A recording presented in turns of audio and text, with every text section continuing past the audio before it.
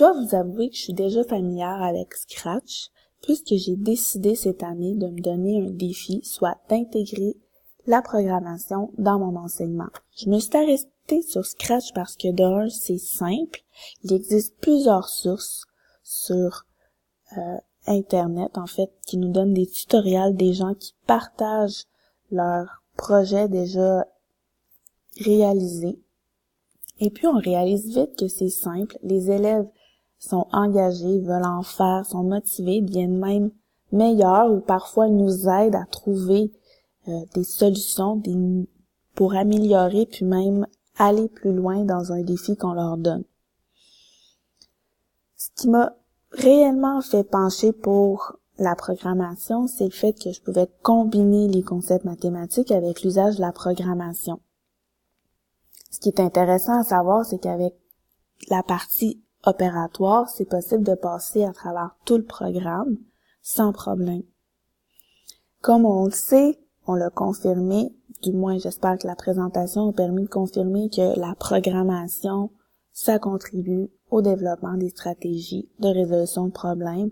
L'une d'elles est de montrer aux élèves comment décortiquer un problème en sous-problèmes, donc de le diviser pour pouvoir identifier chacune des étapes du problème.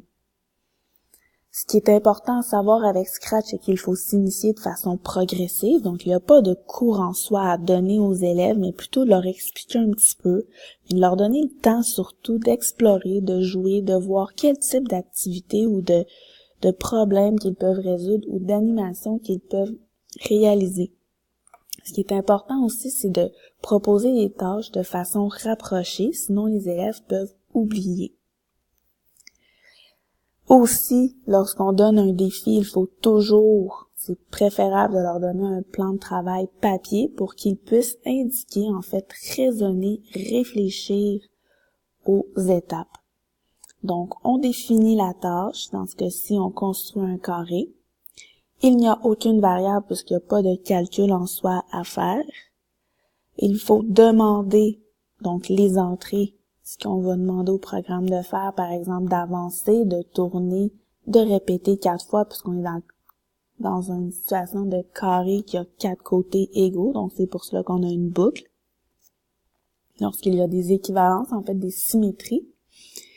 Les calculs qu'il doit faire pour raisonner, dans ce cas-ci, puisque c'est un problème plutôt simple, on peut augmenter le niveau de difficulté en demandant, par exemple, à l'élève de calculer la mesure d'un côté en faisant la racine carrée, puis il doit déterminer qu'un carré, ça a 4 côtés, donc de répéter.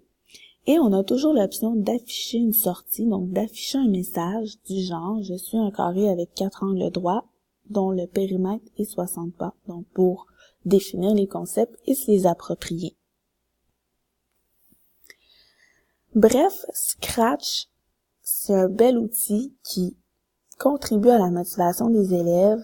Ça leur permet de garder les traces de leur réussite, ce qui fait en sorte qu'ils peuvent aller les modifier, les améliorer, voire même les transférer dans un autre langage. Bref, ça peut allumer des flammes. Puis encore une fois ici, l'erreur, c'est une opportunité d'aider l'élève à progresser, ce qui constitue en soi une richesse pédagogique.